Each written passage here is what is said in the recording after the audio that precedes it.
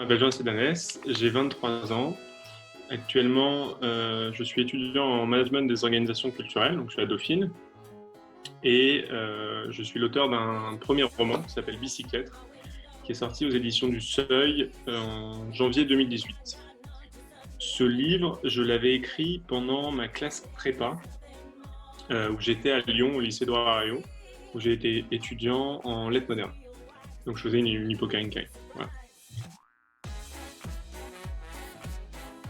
Ville dont je suis tombé éperdument amoureux. Je l'ai découvert au lycée, puisque je suis arrivé à Lyon quand je suis rentré en seconde. Et vraiment, j'ai été très rapidement séduit par cette ville, déjà parce que je fais beaucoup de vélo et j'ai commencé à faire beaucoup de vélo à Lyon. Et il y a extrêmement, enfin, les paysages sont magnifiques, les routes sont très chouettes. Et ensuite, parce que pour moi, c'est une ville que j'associe à une période très heureuse, donc lycée, classe prépa et début d'études supérieures. Et voilà, la ville est magnifique et je retournerai y vivre avec grand plaisir. Il y a eu bien sûr les premiers grands textes. Moi, ça a été Roald Dahl, ça a été Jules Verne, ça a été Saint-Exupéry aussi. Enfin, de toute façon, beaucoup des textes qui sont au cœur de Bicyclette, puisque c'est aussi la démarche de ce livre, que d'aller voir les écrivains qui m'ont marqué, qui ont fait mon éducation littéraire, mon panthéon littéraire, si on peut dire ça comme ça, c'est à la mode en ce moment. Et vraiment, lecture plus que boulimique, mais aussi un peu, un peu plus encadrée, un peu plus rigoureuse, un peu plus sensible peut-être, un peu plus fine. Vraiment à partir de la classe prépa, de la première année de classe prépa, où j'ai eu la chance d'avoir des professeurs qui étaient très grands lecteurs, et pas juste des très bons professeurs, mais des très grands lecteurs qui avaient une lecture très, très fine. Et là, ça a été vraiment le déclic, et là, je suis passé à un niveau de lecture bien super.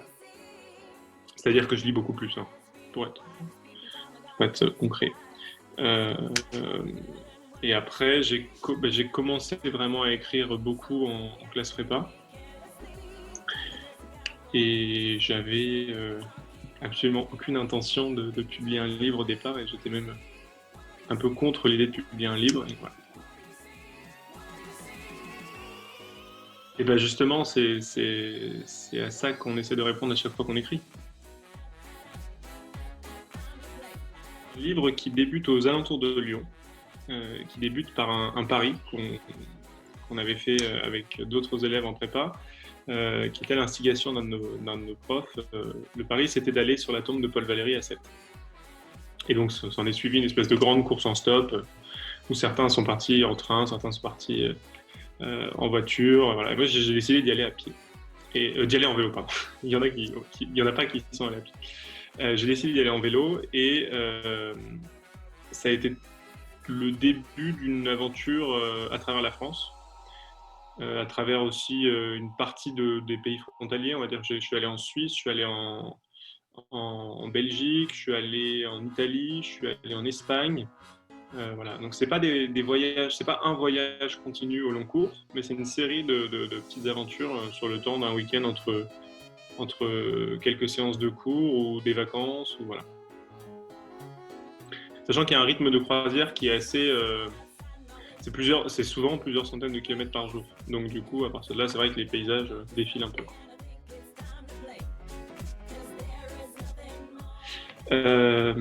Comment on transforme quelque chose de disparate?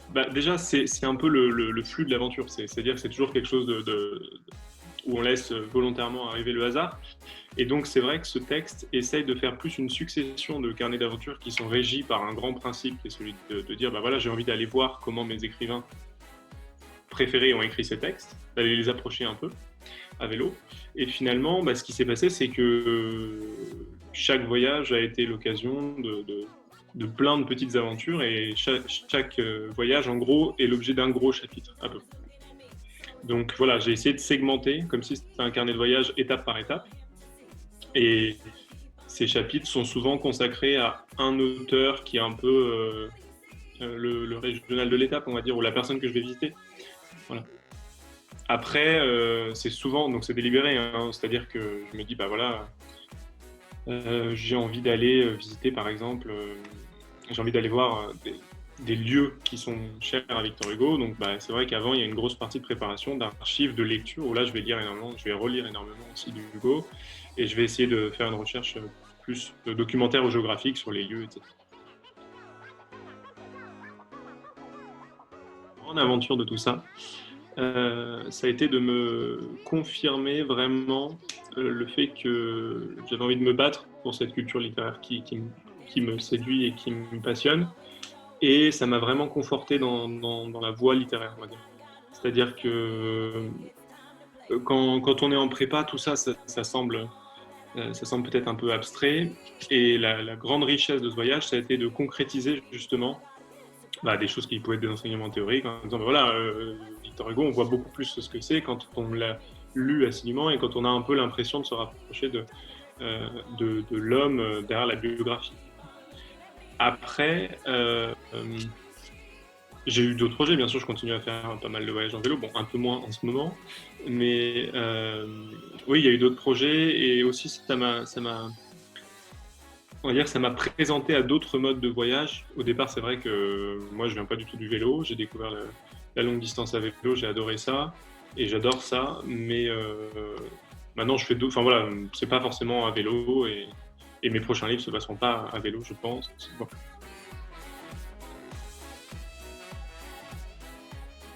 Alors c'est très amusant parce que la majorité des grands souvenirs de voyage sont finalement pas ceux qui perdurent hein, en définitive.